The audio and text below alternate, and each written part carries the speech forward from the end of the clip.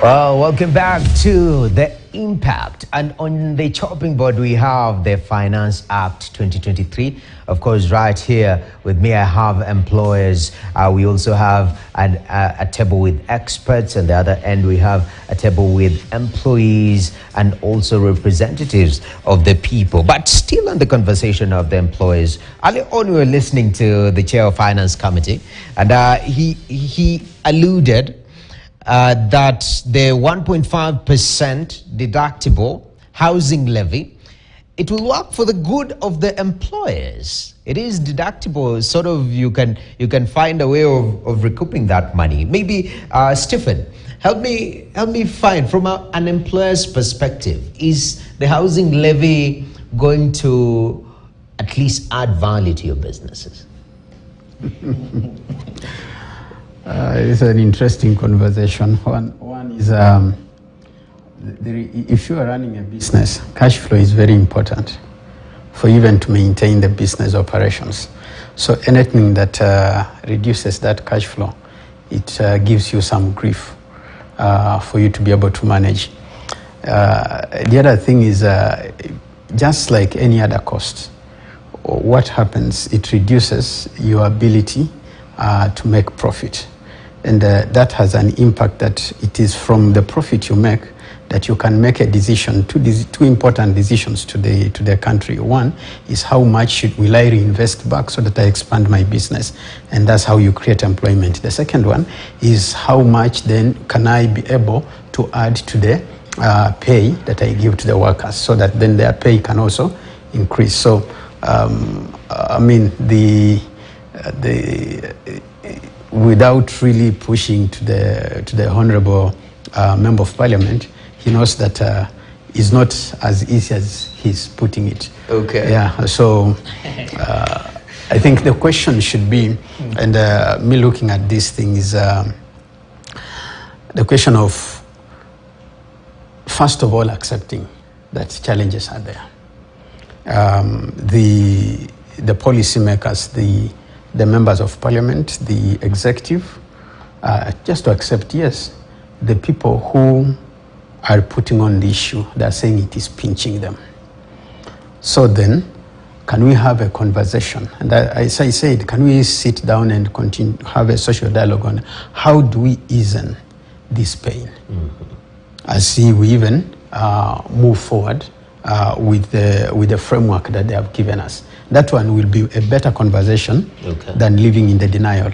Okay. Yeah. Because so you feel Kenya is in denial now. Where we are, two things are happening. The one who is feeling how the shoe is pinching is really complaining, okay, and hoping that that act or that framework is going to be thrown away by courts, or some miracle will happen and it ceases to become law. The one who is has put together that framework and is to enforce is also not listening to the other party who is saying it is paining me.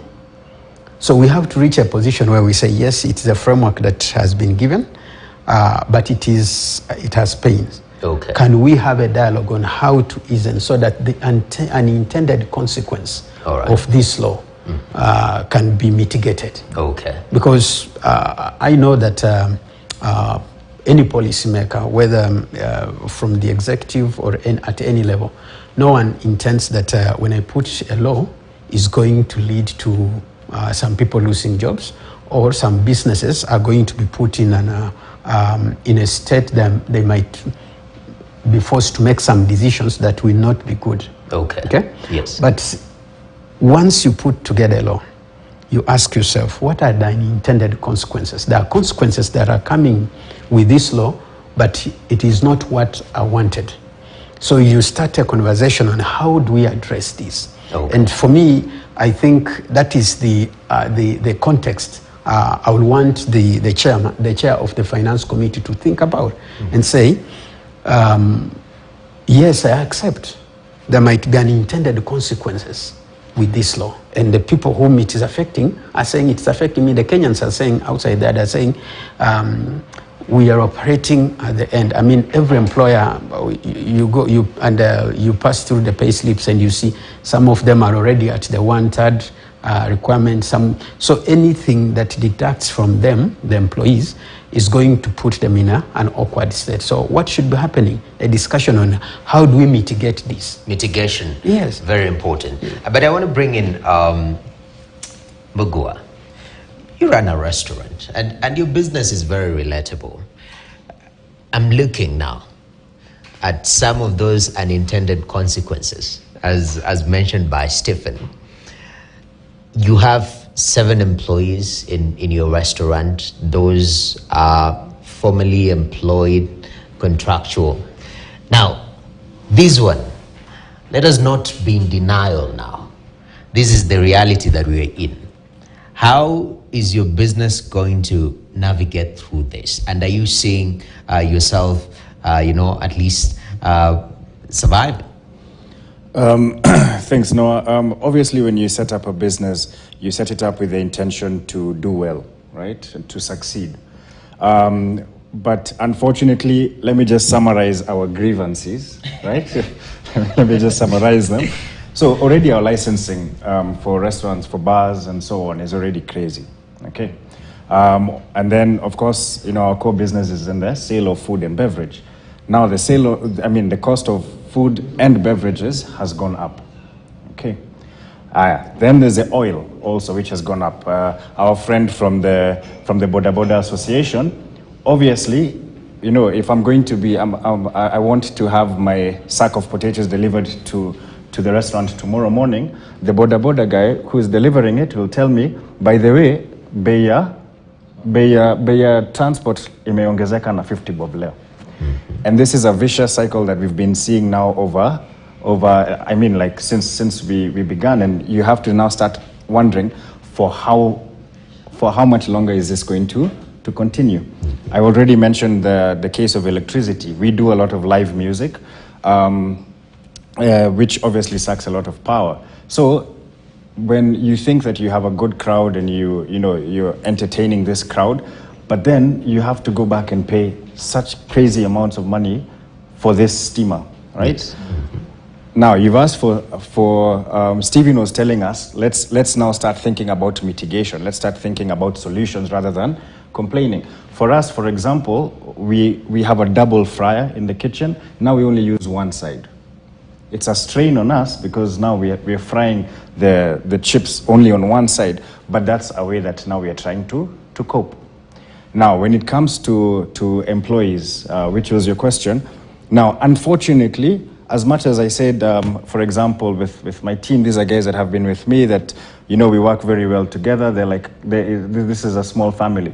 But if the cost of operations keeps on increasing, then there will be consequences. In our industry, what happens a lot is that restaurants, hotels, what they do is that now they chuck people out of the contracts, and then now they deal with only casual workers. So that means that now you operate on with a skeleton staff of maybe 3 or 4 people. Yes. And then you now add staff on a need-be basis, maybe on the weekends when you're busy. But again, what is the reverse? What is the impact of this on the economy? Because again, that person that was on your payroll was using that salary to go and buy some products from the mamambogas and whatnot. So slow down totally. And I'm glad you've mentioned something, because even when we were talking about His Excellency mentioned quite a number of bills were assented, and looking at division of revenue bill, counties are very critical in that regard. Maybe just briefly, because we're supposed to move to Manzu, Kevin Osido, in regards to maybe the way we do devolution, can it be a tool to give a soft landing in such a difficult time? Precisely. In fact, for us devolution lovers, one of the things that we have been very critical about is expanding the employment base at the county levels. if you look at it as we speak right now, and particularly borrowing or rather making special reference to the ability for counties to generate their own revenue, which is what we normally call on-source revenue, is not been doing very well. In fact, the 47 counties have a potential of on-source revenue of about 210 billion shillings per year. If you juxtapose that with what we receive as equitable share, it means that if we can be able to help enhance and strengthen the potential of counties, the counties will not really need to rely on national government. But if you look at what Ken was initially calling money in and money out, profit and loss, what is the national government giving to counties, and how are county governments making use of that resource at that particular level? Now, to break it down is to ask yourself, a department of a county has how many employees? Yeah, yes. Against 11 departments as per the Schedule 4 functions of counties, against 47 county governments. Now, that is a huge resource base that if the national government, and a lot of times we have thought that Kenya Kwanza government probably is not very deliberate to support county governments. And then we are looking forward to seeing how all these repercussions are going to revolve at the county level. Okay. So if we can be able to work with counties to be able to enhance that on-source revenue, number one. Number two is industrialization. We have been able to push for the ability of county governments to just have one industry. Because if you remember initially, we used to have some committee or an institution called the Transition Authority, which was able to do an asset register for almost all the 47 county governments. So there is something unique about all the 47 counties. Is it possible that we can identify that one thing and work together, particularly from the national government, yes, and help counties build that one industry so that we expand opportunities for employment? Definitely. And through that, the money will actually be going back to the counties. Okay. Yeah. So those are just some of the initial thoughts. And I know Mbuga is not, he's like, simplify this issue of licenses, but we're going to come to that later on. I want to cross over to Ali Manzu. Manzu, unajua uko hapo na walioajiriwa, na hapa waajiri wanasema kuna njia tunaweza jaribu, lakini bado ni ngumu kidogo. Sijui hapo wanasema vipi? Ya, imekuwa ni mjadala hapa pia, wenyewe wanavuta kile ambacho wanatumiwa kutoka kwa wataalam kama hawa ambao ni waajiri, na vile vile kutoka kwa wale watunga sheria na wale ambao wanaangalia masuala ya sera, hususan katika masuala haya ya usimamizi wa fedha. Lakini tumezungumza mengi, tumelalamika sana. Mwalimu Tomkin Baraza, upande wako sasa, umesikia kile ambacho wataalam wamezungumza. Je, haya ni mambo ambayo yanakaliwa katika maofisi, wanatunga sera na kadhalika, na kushuka huku chini, unadhani tunakwenda sambamba na kile ambacho kiko kule juu? Mwanzo mimi kwa upande wangu nataka kumpongeza rais kwa kuajiri walimu zaidi, na pia mwezi huu wa 7 pia wataweza kuajiri walimu wengine katika shule za msingi za upili na shule za sekondari ya msingi. Hiyo ni hatua nzuri sana, haijawahi fanyika tangu uhuru wa Kenya. Pili, ningependa pia, naongea kwa niaba ya walimu wengi ambao wako katika taifa letu la Kenya. Kuna walimu ambao wameishi katika grade moja, rais aweze kufanya mpango, aweze kupandishwa. Unajua akipandishwa pia mshahara wao utaenda juu. Mapato ya ule ushuru pia utaenda juu. Akisema tu kwamba watoke grade moja waende kwingine, itapanda hivi. Alafu jambo jingine, swala la ufisadi. Hakikisha kwamba wameziba mianya yote, hasa kwa maafisa wakuu katika serikali ya Kenya na wizara mbalimbali, tusio na ufisadi. Na kama ndio tunasema kwamba serikali iliyopita ama kuna watu ambao walijihusisha na ufisadi ndio wakafanya taifa letu likadidimia kwa maendeleo, mambo ya kiuchumi hivi, ndio wale watu wafuatwe.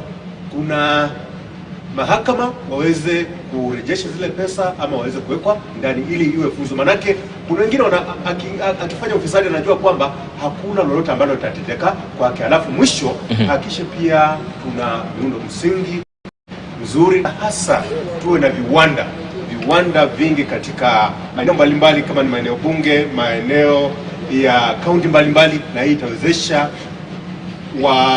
vijana waweze kuajiriwa. Alafu mwisho wanapopandisha bei ya mafuta pia ufuatilie, na hii nataka huyo waziri ambaye anasimamia uchukuzi Bwana Kipchumba Murkomen hakikisha kwamba hii nauli ambayo pia naongeza hawa uchukuzi wasiongeze tu pesa nyingi sana, maana hiyo ndio inaumiza sasa watu wengi sana, alafu hali ya maisha inakuwa wameongeza shilingi 13 lakini unaona hawa usafiri inashukia chini wanaongeza. Naomba tumpe fursa pia katibu hapa ajaze yake pia. Asante Alimansu. Ni kweli wale experts wamezungumza, tajiri wamezungumza. Ni kweli kwamba swala nzima hili la sheria mpya ya fedha linatukera sisi wote, tajiri na wafanyikazi. Ni kitu ambacho mimi kwangu vile serikali ama rais aliweka sahihi kwenye sheria hiyo, inawezekana, mimi ninavyofikiria inawezekana pia yeye kulingana na vile koti imesitisha hiyo sheria, ingekuwa bora hata yeye na wale ambao wako karibu na yeye warudi nyuma kidogo, waangalie kweli Wakenya wamelia. Kila Mkenya kutoka tabaka mbalimbali, hatuwezi tukasema Wakenya wamefurahia sheria hiyo. Kuna uwezekano wa yeye kama rais na serikali yake kujaribu kuangalia tena, waangalie hii sheria ni vipi tunaweza tukairekebisha ili Wakenya nao wafanye nini, wakubali. Manake koti imewapatia muda, imewapatia nafasi ya kuweza kuangalia hiyo. Wasiwe serikali ya kutosikiliza raia. Ni vizuri serikali isikize raia na itembee na raia kwa kila hatua inayotembea. Pili, kwa wafanyikazi kama wafanyikazi wa umma, hatuna budi, tumesema itakuwa lengo letu la kujaribu kwenda kwa tajiri, kujaribu kutafuta njia ya kuinua mapato ya hawa wafanyikazi. Tusipofanya hivyo, hakuna vile hawa wafanyikazi na familia zao wataweza kujimudu. Hakuna. Sasa itakuwa ni bora tajiri na wale wanaosimamia wafanyikazi tuweze kuketi chini, tuangalie tuko na hii shida, lakini tunaweza tukapata njia gani ya kujimudu, ya kutembea pamoja. Kuna njia nyingi. Kwa serikali, itakuwa bora kama serikali ingetengeneza mazingira ili wale wawekezaji wa kutoka nje wanaweza kuja wakawekeza hapa mali zao, ndio tupate njia zingine za kutoza ushuru kuliko kutoza wafanyikazi peke yao na wale ambao wanafanya kazi ya biashara ndogo ndogo. Ni kitu ambacho serikali inafaa kuangazia. Una imani na serikali kwenda mbele hasa baada ya sheria hii sasa inaendelea kutumika? Kidogo kuna ukosefu fulani wa imani kwa sababu ya matamshi ya wale ambao wanaendesha shughuli za serikali. Ingekuwa bora kama wangekuwa wanaongea na yale ambao wanaongea tunaona yakitendeka. Kwa kukosa kufanya hivyo, kidogo imani imepungua kwa hiyo serikali. Upande wako Mwalimu, hivi sasa ukipewa slip yako ile pay slip, ni taarifa ambayo inaonyesha mshahara, matozo na hata kodi ambayo umekatiwa, utajikaza zaidi, utapunguza nini ama utaongeza nini? Manake hii sheria tayari inatumika. Tutajikaza, lakini sasa itabidi, kuna baadhi ya mambo ambayo labda kama tunakula nyama mara 2 kwa wiki,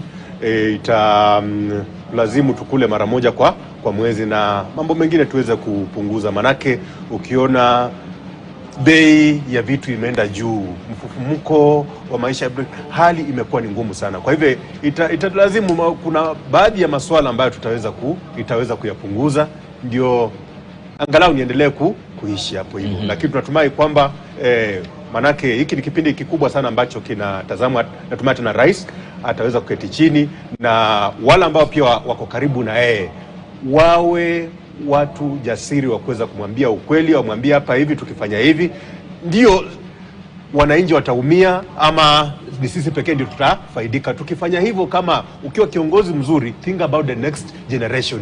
Wewe usifikirie tu mambo na election na maslahi yako ya binafsi, maana kiboko cha Mwenyezi Mungu ni kikubwa sana. Ufikirie wale watu ambao waliweza kukuchagua na you are elected to go and serve, kuweza kuwahudumia wananchi ambao walikupigia kura wakakuandika kazi, si kiongozi wa rais na rais wetu ni mtu ambaye anaelewa. Ikiwa ataketi tu kama wale wabunge wa Kenya Kwanza na masenators wakaongea naye vizuri kwa meza moja tu hivi, natumai hapa ataweza kuelewa tu, lakini wakiwa tu ni yes thank you sir, hapo sasa utakuwa tunapeleka ili taifa babaya. Unajua inaweza chukua hata siku moja tu pekee. Dalili hiyo imeonekana sasa katika bunge. Ya bunge letu, unajua ukienda mataifa kama Marekani, the Congress is the most powerful organ, lakini ukuja katika taifa la Kenya ni kama sasa ni amri zinatoka juu. Sasa sisi ni kufuata, tunakusema yes umesema hivyo na tutafata hivyo.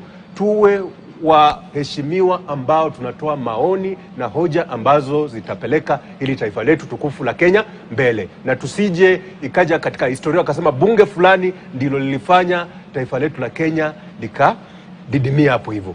Mwisho kabisa, labda kwa upande wako pia, labda utakaza nini na utachia nini wakati ambapo utapokea taarifa yako ya mishahara, kwamba ya matozo ambayo umekatwa na hata kodi ambayo umekatwa, ni kitu gani ambacho utakipa kipaumbele ama utapunguza wapi, daktari? Alimansu, nafikiri tutakapopokea hiyo payslip, hawa wafanyikazi itabidi wakaze kamba vitu vingi ambavyo wataviondoa katika maishani mwao. Vile ambavyo wamekuwa wakifanya itabidi wabadilishe. Maisha yatakuwa yani hayatakuwa vile maisha yamekuwa. Kwa hivyo sisi tunaona, kwa lugha ya kimombo tunaona bleak future. Maisha yanaenda kuwa magumu sana ikiwa serikali haitaweza kuangazia swala hili kwa mara ya pili, iangalie ni wapi tunaweza tukapungua, ni wapi tunaweza tukakaza. Itakuwa ni vigumu sana kwa hawa wafanyikazi kuweza kujimudu maishani mwao. Na ni kweli kabisa, nikitaka kumuunga mwenzangu mkono, kwa sasa hivi Wakenya ni kama wako kivyao. Wale ambao waliowachagua kama wabunge na viongozi wao wamewatoroka. Sasa Mkenya ni lazima yeye mwenyewe ajiangalie tu, hana mwingine, yeye na Mungu wake peke yake. Na ni vibaya tukiwa na serikali iache raia wakae na maisha ya namna hiyo, kwa sababu ni kazi ya serikali kuchunguza kuangalia raia na kuhakikisha kwamba maisha yao yameboreshwa. Usiwache raia wakae vile serikali hii inajaribu kuwaachilia hivyo. Asante sana Daktari Charles Mukwaya na vile Tomkin Baraza. Kauli zenu zimefika kwa wengi. Kwa nini nimeuliza haya? Ni kwa sababu nataka kusikia Wakenya wenyewe wanasema nini. Unapopewa ile payslip sasa, ni kitu gani ambacho utakipa kipaumbele? Ni wapi utapunguza? Ni wapi utaonelea kwamba labda kama vile Tomkin alivyosema, badala ya kula nyama mara 2 kwa wiki, sasa itabidi ukabe kidogo nyama ile mara 1 kwa wiki.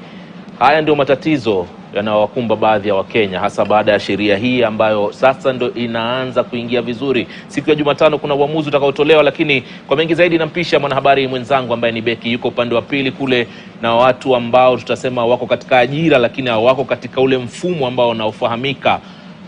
Beki, na kurushia kwako, labda tusikize pia wao wana maoni gani. Asante sana Manzu, kwa kweli hapa kuna maoni tofauti ambayo Wakenya hawa wanaendelea kututumia hapa na kutoa hisia zao kulingana na zile sekta ambazo wanawakilisha. Na hivi sasa ningependa tuende kwa Tinega ambaye ni mwenyekiti wa Gikomba Traders Association. Ako na swali ama is it a comment? Asante sana Beki, na mimi yangu itakuwa nina swali kidogo kwa mheshimiwa ambalo kwamba nataka nimuulize tu direct, atuambie sisi kama wafanyabiashara ama wachuuzi kama ashawahi kulala njaa yeye binafsi. Kwa maana serikali nzima inavyopanga mipango yake ni kana kwamba kila Mkenya hana uwezo ambao kwamba wao wanao. Kwa sababu sisi tunavyokuwa kule mashinani mara nyingi tunalala njaa. Kuna Mkenya ambaye anajitahidi kufanya biashara, na ukiangalia kipato chake, uanzilishi wake wa biashara, tayari unakuwa ni mtihani kwa maisha yake binafsi. Wachana na maisha ya watoto na nani, yeye mwenyewe kujikimu kupata chakula, analala njaa, anaamka asubuhi, anaenda sokoni, ananunua bidhaa, anaenda kuuza, anatoka bila kuuza. ndio sasa hali ambayo kwamba saizi tumewekwa ndani. Swala la pili, Mheshimiwa, sijui kama mnakumbuka siku za nyuma ambapo kwamba Wakenya kabla mjaleta hii finance bill tulikuwa tunasema kulipa ushuru ndio ni kujitegemea, lakini hizi fedha ambazo kwamba mnatulazimishia sisi kuzikusanya, kwamba mnataka kutengeneza uchumi, mnataka kutengeneza hii nchi, mnataka kutengeneza hii nchi, mnatengenezea nani? Kwa sababu kama mtakuwa sisi wote tushakufa kwa sababu hatuna chakula, hii uchumi mnatengenezea nani? Mnajitengenezea nyinyi na familia zenu, mnajitengenezea kuna watu mnataka kuwatoa katika dunia nyingine muwalete waje kuwa beneficiary wa sisi bado tumeshakufa. Kwa sababu I don't see the basic kwamba mnatutoza ushuru, hatuna chochote cha kutoa, tufe iwe ni shakaola nyingine katikati ya serikali yetu, na bado mnaendelea tu kutuhimiza lazima tutoe. Tutatoa hadi tutoe damu. Ni kama ng'ombe ukimkamua, maziwa yakiisha bado endelee kumkamua, hatatoa damu na atakufa. Sawa, maoni yako Tinega yataweza kujibiwa. Tuko naye Asbona Apagai. Amai. Samahani, asante pia na asante pia kwa mheshimiwa. Naona unajaribu kujikakamua zaidi. Lakini ningependa kuambia kwanza withdraw statement ya kwamba bodaboda wanakataa transition. Sisi hakuna mtu kwa dunia hii anakataa kubadilika ama hii kitu inaitwa nini? Upgrade. Hakuna mtu anakataa upgrade. Sisi sote tunapenda upgrade. And number 2, sisi kama wanabodaboda, hakuna mwanabodaboda anakataa kulipa ushuru. Lakini swali tunauliza ni hili bwana mheshimiwa, ya kwamba ya kwanza pesa tunatoa. Hatuna any active project inaendelea saa ile tunaweza sema hii pesa tumechanga kwa miezi 2 imeisha ama miezi 3, kuna hii project ambayo ABCD inaendelea. Hakuna project kama hiyo. Nikakwambia vizuri mheshimiwa ya kwamba hizi pikipiki, the electric bikes, this is a borrowed, hii ni jambo ambalo limeigwa kutoka Europa. Na hauwezi linganisha barabara za Kenya ama kazi inayofanyika nchini Kenya na Europa. Europa wako na zile barabara ambazo ziko very smooth, ambazo hazihitaji mambo mingi. Sisi hapa enda Mudhurwa, pikipiki inabeba gunia 400 kg. Niambie mota na battery vile itabeba 400 kg. Nikimalizia sababu ya muda, nataka niseme hivi ya mwisho. Bwana mheshimiwa, umesema kwamba ulienda na pikipiki ya electric mpaka Naivasha. Hapo umetudanganya mheshimiwa. Kutoka hapa kwenda Naivasha, it's almost 100 kilometers. Yes. It's almost 100.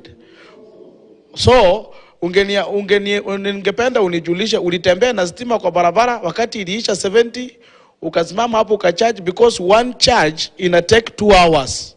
Mimi mwenyewe naendesha pikipiki ya Ampersand and I'm talking out of experience. Hiyo battery ndiposa ijae inakaa muda wa masaa 2, 2 hours. So niambie wewe ulifanya aje ndio ukafika Naivasha? Wacha nikujibu hapo. Unajua ni makosa sana umislead. Mimi hakuna mahali nilisema nilienda na pikipiki electric Naivasha. Kama ulinisikia vizuri, nilisema nilitoka nyumbani kwangu Molo, nakaa Molo mahali kunaitwa Upper Hill Estate, nikaenda kwa shamba langu, na mimi nalima mahali kunaitwa Laandi, mlima mitatu. So nitoka kwa nyumba, tukatoka mimi na Kiari ni yule ambaye ananisaidia kazi kwa shamba. Akaenda na hiyo pikipiki yake ya kawaida, nikaenda na pikipiki ambao mimi nilinunua kuweza kuitest electric. Tukaenda shambani na tukarudi. Mimi hakuna mahali nimesema ya kwamba nilienda Naivasha. Ningetaka kukukosoa haya. Hapo nimeomba samahani. Hapo nimeomba samahani. Haya, good. Hapo nimeomba samahani. Ya mwisho mheshimiwa, ningependa pia unieleze. Umesema kwamba gharama ya hii iko juu.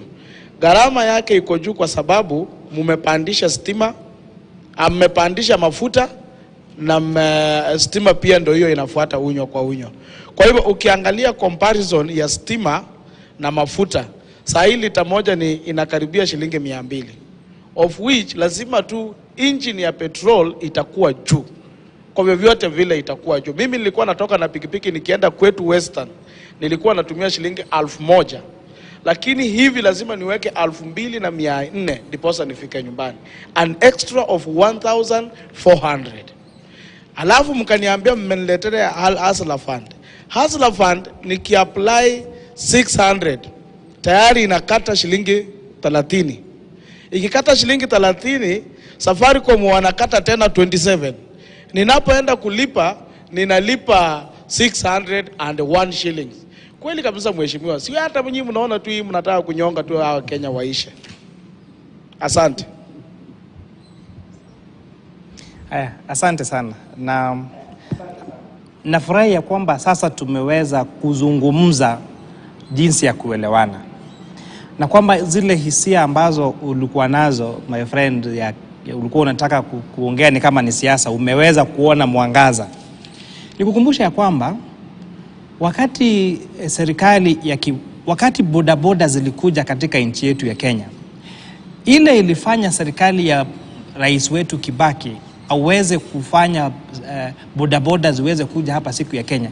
Alifanya kitu moja, zero rating, kutoa kodi ambazo zilikuwa kwa bodaboda, kwa sababu bodaboda ilikuwa haiwezi kununulika hiyo wakati. Na baada ya hiyo finance bill hiyo ya Kibaki ambayo ilitoa ushuru katika bodaboda, ndio tukaona bodaboda zikaanza kuwa, na ndio hata wewe siku ya leo uko na bodaboda. Bila hiyo kutoa hiyo kodi katika hiyo bodaboda ambayo ilifanyika na serikali ya Mheshimiwa Kibaki around 2009, haungekuwa na bike. Vivyo hivyo ambavyo Finance Act hii ya 2023 inafanya ni kutoa kodi zote, excise duty na zile VAT za raw materials za electric motorcycles. Na kama kutoa zero rate peke yake ya bodaboda iliweza kufanya Wakenya wengi including wewe muweze kuwa na hizi bodaboda, vivyo hivyo hii decision ya kuzero rate the raw materials ambazo zinatumika kutengeneza electric motorcycles na kutoa excise duty ambayo ilikuwa imewekwa kwa electric motorcycles, itafanya miaka kadhaa ijayo tutaweza kuzungumza mimi na wewe kusema ya kwamba ile finance bill ilipitishwa na akina Kuria Kimani 2023 ndio imefanya tuachane na zile bodaboda zetu za kutumia mafuta, kwa sababu hiyo mafuta ni ya kutoka nchi za kigeni ambayo hatuna control sana ya bei yake, kwa sisi kutumia bodaboda ambayo tunaweza kuilipia na kujikimu na kuweza kuhakikisha kwamba tumepata faida zaidi. Pia umesema jambo nzuri sana ya kwamba hujaona miradi yoyote mingi ikiendelea katika mashinani. Wacha nikufunze mambo ya bajeti kidogo. Mwaka wa serikali huu unaanza tarehe 1 mwezi wa 7 na inaisha tarehe 30 mwezi wa Julai. So kama saa hizi ni tarehe 3, mwaka wa serikali umeanza tarehe 1 na utaenda up to next year mwisho wa Juni. Ile bajeti ambayo ilikuwa inatekelezwa ama ile miradi ambayo ilikuwa inatekelezwa kwa miezi hii kutoka serikali ya Kenya Kwanza ichukue usukani, ni bajeti ambayo ilitengenezwa mwaka jana kabla ya uchaguzi.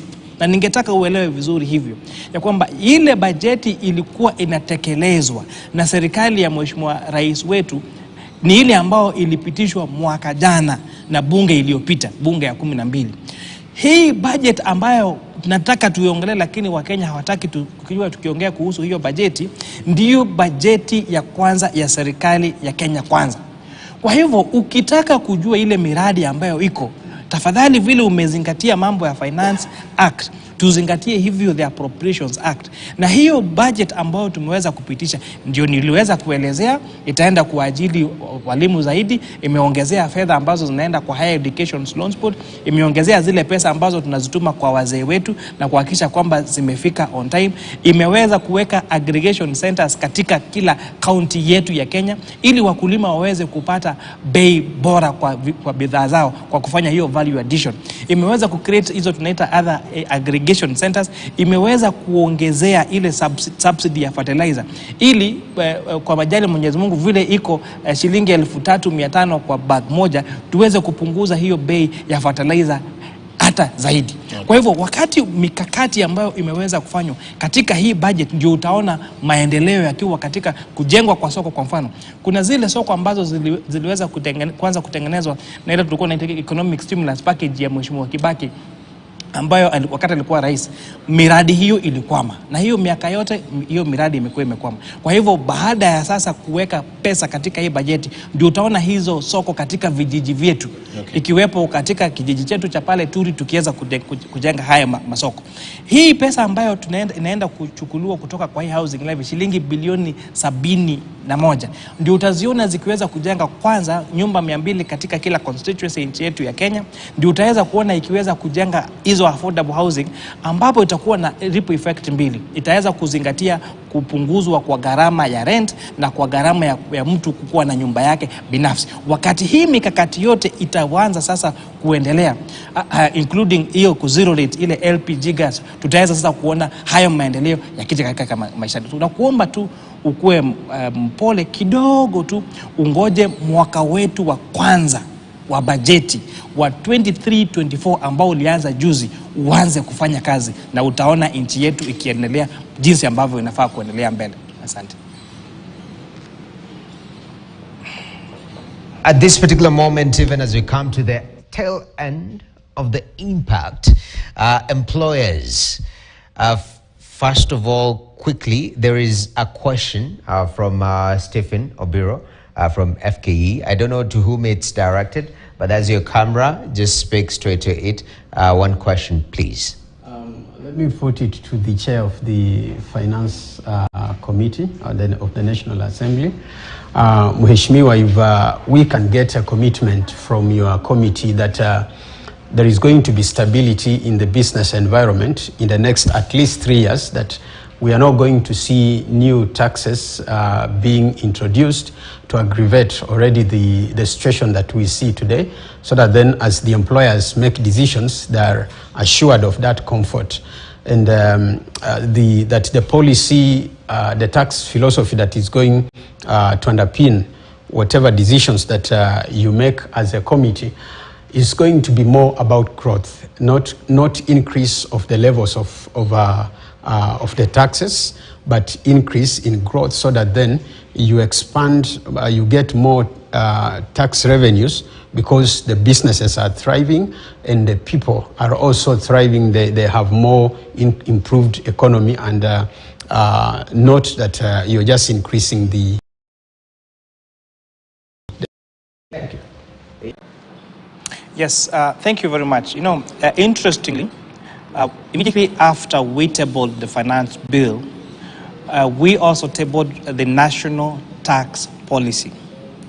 And after this short recess that we're going on the next 10 days, we are going to begin another national conversation about a national tax policy. And the intention of having this national tax policy is to make sure that we have a predictable tax environment. I agree 100% with yourself that we cannot continue to have our tax regime changing every year. For example, something becomes tax exempt this year, next year becomes zero rated. The other year you add VAT on it. And that is why in this first year we took the bold step of taking out the biggest problem we've always had in the finance bill, that nobody has been willing to touch, that VAT on fuel. Now, once we do that, we agree we are paying 16% VAT on fuel. It doesn't need to change any other time. And then we have a national conversation, for example, can we have a maintenance of the same tax rate for the next 2 years or for the next 3 years? So, and during that particular time, we, immediately after this recess, we are going to start a national conversation about that. On the turning around of our economy, you've had this numerous conversation about pending bills of up to 1 trillion shillings. This means that people that do business with government, employers like yourselves, contractors, suppliers to government, have not been paid 1 trillion shillings. So that automatically cripples all those particular businesses. We've seen a very sad case of a few months ago, of a lady who was owed money by one of the county governments actually getting to die because of depression, because of that not paid. With the revenue raising measures that have been put in place on these finance people, and by reducing the borrowing that we hope to reduce by generating more resources locally, it means that that the government of Kenya will be paying their expenses on time. And as a result, that is going to release more working capital to businesses, even now making them grow and making again also honor their obligations, whether it is to their employees, to their suppliers, and that you will see an automatic increase of circulation of money in the economy. Has that been that prioritization of social protection funds to our grandmothers and grandfathers in the villages. Now, once my grandmother and your grandmother and all those people that are registered in that scheme, and we have more of them having an NHIF card, being paid on time, and they receiving their cash transfer money on time every month, is even going to reduce the need of you now to always send money at home. So it's going even to increase now your disposable income and the major cost that we do taking care of medication of our old folks back in the village. And lastly, there is a proposal which is to put money in the budget to recruit 100,000 community health promoters in every village in this country. So it does two things. You are adding income to 100,000 more people across all villages this particular country, and two, will reduce the pressure we have in our hospitals, because most people go to hospital because of some small illnesses that can be taken care of if we do it in terms of preventive rather than being curative. And lastly, that I'm hoping and praying that this robust conversation we've had with Kenyans on this Finance Act, that we are going to hold our governors accountable for the use of their funds across all the 47 counties, so that these revenues that you're generating, remember, we share it with the counties, do the equitable share. So once we have every county doing the right thing in their counties, then we're going to see an ease in the cost of living and creation of employment, circulation of money in the economy, and improvement of the lives of Kenyans. You had the right of response. My other guests have been quiet. As we head to the tail end, one question that I'm picking off the social media, and this is a question to you, and it's very specific to the reduced money in the payslip. Yep. What happens to the people who are losing some money, 20, 30,000, and they have loans? What advice would they want to know? What do they do to ensure that they still are able to operate their daily budgets in the face of constraint occasioned by the depressed payslip right now? Yeah, it's simple. But I like to say this, it's simple, but it's not easy. It's like losing weight. If we have a discussion about weight loss, it's very simple. You eat less and exercise. It's not rocket science, but you try not to eat what you normally eat and try and exercise. That's difficult. So I'm not saying that it is going to be easy, but I'm saying that it is possible. It requires that we actually do an assessment of what our current expenditure is and where our money is going. That's the first step. Because if you understand where your money is going, then you can make choices about it. And we were just having a discussion before this about just the kind of spending that we have. There's an engineer we were dealing with. He came through one of the classes at Centonomy. And after the first class, which we tell people, just go and do an assessment, he came back and he said, Waithaka, I am spending 80,000 shillings on alcohol and I'm not an alcoholic. Why is it? Because of his levels of success, he was now taking care of everybody else's alcohol issues that were dealing, and he was the one making that payment. So when he assessed it, then he was able to make a choice and say, okay, I can buy a round, but I'm not going to buy every round every time I'm going. And when you make that choice, suddenly you're able to repay your debts at a faster rate than what you're doing. That's the first thing, an assessment of where you're going. The second thing, and this is the one that I think we need to really get a hold of, is Can you have an ability to increase your income? How do you do that, Ken? By increasing your value. And many of us are waiting for a handout instead of saying, you know what, if I do something more, if I show up at work earlier, if I, over the weekend, instead of watching 8 hours of football, I watch 6, and for 2 hours I go to the farm and figure out what's happening on that farm. The number of Kenyans that I deal with, especially in the middle class, who own property, Ken, that is just sitting and doing nothing, I ask them in the classes, please, on the weekend, just take 2 of those hours, drive to the farm, look at it, and decide, what could I do with this space? Because that is the thing that's going to increase your income. We had a doctor in our class, the last, I know we don't have time, we had a doctor in our class, and we challenged everybody at every income level and say, what could you do extra? And this doctor was very comfortable. He's a surgeon. He would do his rounds at this hospital, do rounds at this hospital, and he's getting a good income. And we said, what if you had 2 or 3 extra clinic hours? The next month, while he was still in the class, he had increased his income by 400,000 shillings by increasing just 2 hours of clinics for this doctor. Okay. So at whatever level you're at, what value can you bring to the table instead of waiting for handouts? Kitui, most likely the government has to operate.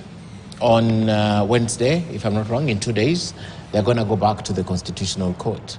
And this is just a mention. There's a lot of things that have happened. But the question is, where do we take it from there? Civil society, as individuals, as corporates, and all. Thanks. I just want to build on what Waithaka has said.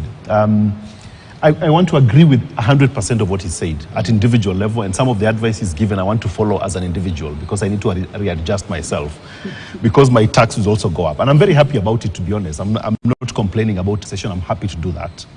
But I think there is a need to appreciate that while we're dealing with the individual problems, the technical individual solutions cannot solve our common problems.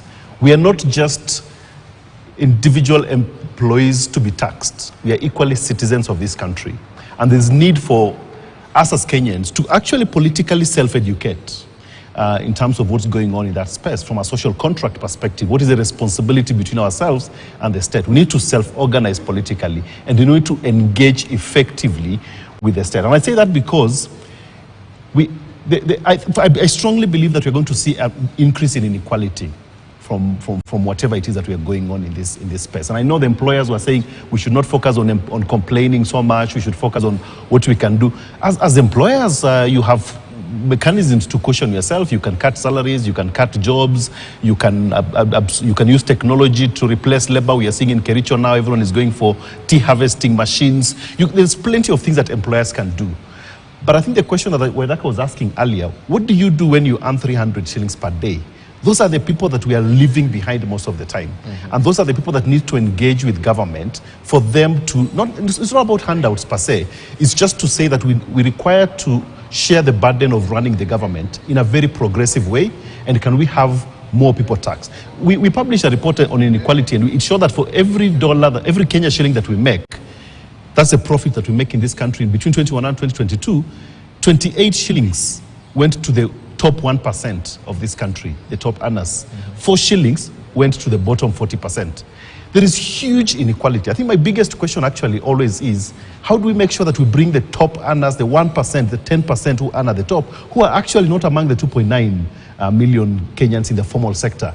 These are guys who make a lot of money, but they are not within the tax bracket. How do we bring them within the tax bracket so that they're equitably sharing the burden of running the country, of running the state? So it's not about complaining. And I think for me, I want to encourage Kenyan citizens, if you feel aggrieved, if you feel like the bill affects you significantly, you have a right to complain, you have a right to organize, you have a right to engage with your members of parliament, you have a right to picket, you have a right to engage as a citizen, besides taking some of the individual level actions that I think Waithaka is advising, that we need to actually continue to engage with government and strengthen that social contract between ourselves and them to make sure that they actually are adhering to their commitment to reduce inequality. Because for me, I believe the biggest crisis in this country is actually inequality. Is the unfairness that the wealth that we create in this country disproportionately goes to the top earners and then it's actually a wealth transfer. It's a wealth transfer from the majority of the people who earn very little or none at all to those who earn a lot, and those guys are exempted from taxes. And I think for me that's a huge injustice that we need to politically engage with as citizens so that government can help address. Dr. John Kitui, in less than 30. Less than 10. Yes. We have to address the problem of 2.9 million employees in this country. We have to address that. Because 2.9 million out of 53 million, that tax burden is too heavy. And it is so important that we begin to help entrepreneurs and those who are in business to build businesses that can last. Without that knowledge, we are going to find ourselves in this same cycle over and over again. That's a big issue that we need to address. Okay. 10 seconds, tell Kenyans, that camera, that indeed the government of Kenya currently is honestly interested in their welfare. You know, I like the conversation we've had on this bill because we've heard the voices of Kenyans. This is not the first finance bill ever. This is a bill that comes every year. But one thing I'm happy about is that we've had a national conversation about how taxation happens and about the revenue share, the revenue raising measures that the government uses to finance the budget. I'm hoping that we can engage the same robust conversation when looking at the expenditure side so that we make sure that you put us to task, we put the executive to task to make sure that this money that we're raising from Kenyans is actually being spent correctly and for the right purpose. I have no doubt in my mind that the Kenya Kwanza administration has a plan, and this plan will revolutionize our economy. I know it's a difficult time. We have to make difficult decisions. I had people ask what has happened so far. We did not do the 2022-23 budget. That was that by the last regime. Put us to account on what we do on this budget that we'll start to implement on the 1st of July 2023. Kimani Kuria, thank you so much, Mheshimiwa, for coming. I know you had a lot of time to speak, but it was important Kenyans understanding. Chairman, Finance Committee in the National Assembly, all the best. We'll be watching on Wednesday, definitely. We'll definitely be covering what's happening in court. Waithaka Getumi, asante sana kwa kuja, CEO Centonomy, and thank you so much. You invited me and I spoke to the students some time ago. So thank you so much for coming tonight and sharing your perspective. If you look at social media, people really love to know what to do with what they have in the prevailing circumstance. And Dr. John Kitui, asante sana for coming, Executive Director, Oxfam. Thank you for coming to the biggest conversation, the impact on the Finance Act 2023. And this is not the first and it will not be the last right here on KTN. As I sign off, my name is Ken Mijungo on behalf of the whole team. I want to throw it over to my colleague. That is Ali Manzo. All right, Manzo. Na asante sana. Hata kutoka hapa kwetu pia hatuna la ziada, kuwashukuru tu wageni wetu ambao tulikuwa nao hapa. Senator Tomkin Baraza Mwalimu, asante sana kwa kuweza kufika. Katibu kutoka ule muungano wa wafanyikazi wa vioni KUSU, Daktari, asante sana. Tunashukuru sana kwa mahojiano haya na pia maoni yako ambayo umeweza kuyatoa. Tulikuwa pia na wenzetu hapa studio, namrushia Beki na wageni wake kule. Asante sana Manzu. Pia nami ningependa kuwashukuru Tinega Damasen ambaye ni mwenyekiti Gikomba Traders Association. Ningependa kumshukuru Asbona Mai ambaye ni chairman bodaboda Embakasi East, na pia Wanja Maina ambaye anajiita active citizen. Huyu ni Mkenya halisi hapa. Na pia tulikuwa naye Eric Omondi ambaye ni comedian na pia ni mwanaharakati. Asante sana kwa kuungana nasi siku ya leo. As we finish up, Kevin Osido, Executive Director, County Governance Watch. We also had Stephen Obiro from FKE and Johnson Bugwa, MD Moves Cafe and Bistro. Thank you very much, gentlemen, and thank you for being part of The Impact, the biggest conversation on TV today. Over to you, Ken. I'm coming back, but thank you so much everyone who's participated in this program. I'm grateful to all of you for coming and sharing your perspective with Kenyans, because these are the kind of conversations we need to have in the country, because the moment we stop talking is the moment we start fighting, and I'm glad Mheshimiwa came through to talk about this. I want to thank everyone on behalf of the whole team. We'll get to do this again, definitely. Thank you for watching. Have a good night. Yeah. Thank you, gentlemen.